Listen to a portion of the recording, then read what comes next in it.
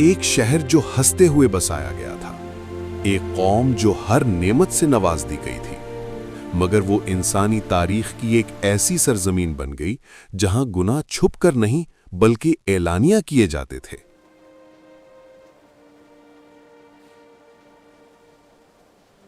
ان کا جرم اتنا انوکھا تھا کہ انسانی یادداشت میں اس سے پہلے اس کی مثال نہیں ملتی۔ اللہ کو ان کا راستہ پسند نہ آیا اور پھر اللہ کا فیصلہ اتر گیا۔ پل بھر میں پوری بستی کو الٹ دیا گیا۔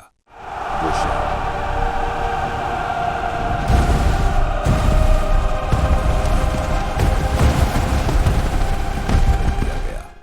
وہ شہر قیامت تک کے لیے عبرت بن گیا۔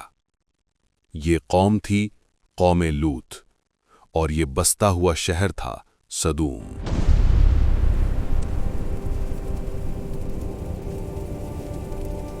آج کے اردن اور فلسطین کے درمیان دو مشہور شہر واقع تھے، سدوم اور عمورہ۔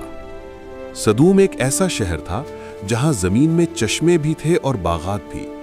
فصلیں اتنی گھنی اور مضبوط تھیں کہ لوگوں کو کبھی خیال بھی نہ آیا کہ یہی زمین ایک دن ان کے خلاف گواہی دے گی۔ کھجوروں کے گچھے نرم اور بھرپور تھے، پھل رس سے لبریز تھے اور پانی میں مٹھاس تھی، لیکن ان کے دل زمین کی مٹھاس کے برعکس سخت ہوتے گئے۔ ہم نے سب کچھ خود بنایا ہے، کسی نے ہمیں عطا نہیں کیا، ہم بہت طاقتور ہیں، ہم نے اپنی طاقت خود بنائی ہے۔ دھیرے دھیرے وہ سنگ دلی میں ڈھلنے لگے۔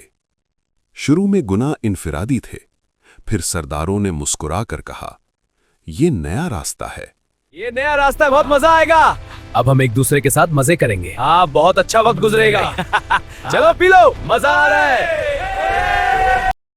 اس میں مزہ ہے، اور پھر یہی شوق عادت بنا۔ تم مجھے بہت اچھے لگتے ہو، اب تم میرے پاس رہو گے، اب تم صرف میرے ہو۔ عادت رویہ بنی، اور رویہ تہذیب میں ڈھل گیا۔ گناہ اب صرف فعل نہ رہا، ایک ثقافت بن گیا۔ لوگ رات کی تاریکی میں نہیں بلکہ کھلی مجلسوں میں اللہ کے احکام کا مذاق اڑاتے۔ وہ راستوں پر مسافروں کو تنگ کرتے، ان کا مال لوٹتے اور اپنی حرکتوں پر فخر کرتے۔ اسی دوران دور بابل میں حضرت ابراہیم علیہ السلام اور ان کے بھتیجے حضرت لوط علیہ السلام اللہ کا پیغام پہنچا رہے تھے۔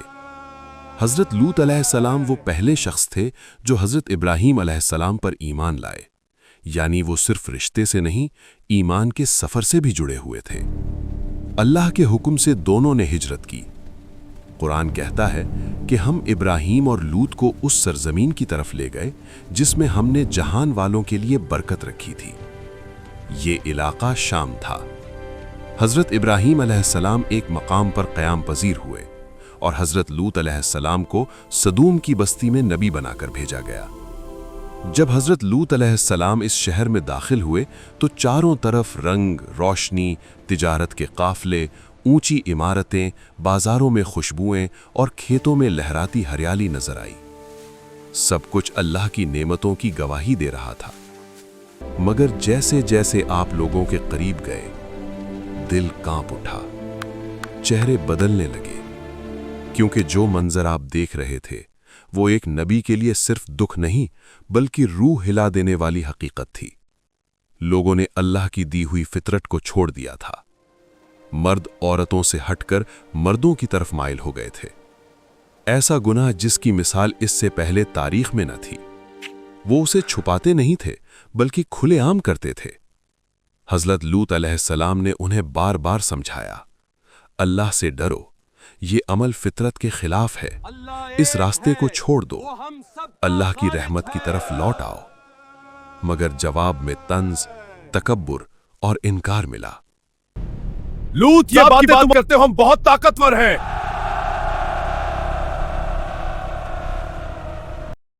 وہ کہتے، یہ ہمارا جسم ہے، ہمارا اختیار ہے، ہمیں کوئی نہیں روک سکتا۔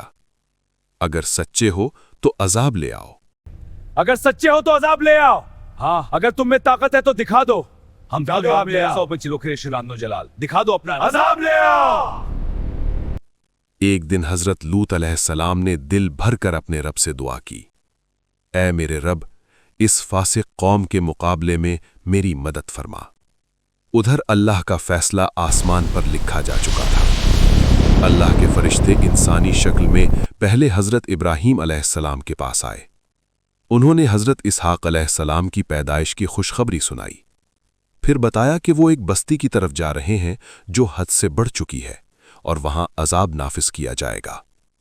फिर वो हज़रत लूत अलैहिस्सलाम के घर मेहमान बनकर पहुंचे। लूत के घर इसके मेहमान आए हैं। सुना है बहुत खूबसूरत लड़के हैं। चलो चले चले। हाँ चलो देखते हैं। जी हाँ चलो। जब शहर में खबर फैली कि लूत के घर खूबसूरत मेहमान आए हैं, लोग दौड़ते हुए आए। दरवाजों पर शोर मचने लगा। वो बदनियती से मेहमानों का मुतालबा करने लगे। हज़रत लूत अलैहिस्सलाम ने उन्हें रोका, समझाया, अल्लाह का खौफ दिलाया, मगर वो न माने। तब फरिश्तों ने अपनी हकीकत जाहिर की और कहा, गम न करें, ये लोग आपका कुछ नहीं बिगाड़ सकते।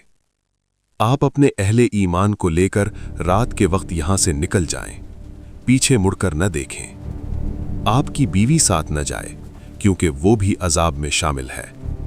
सुबह होने से पहले हज़रत लूत अलैहिस्सलाम और अहले ईमान शहर से निकल गए।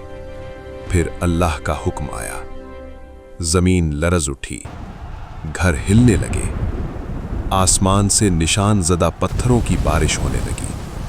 हर पत्थर अपने मुजरिम का नाम लेकर नाजिल हो रहा था।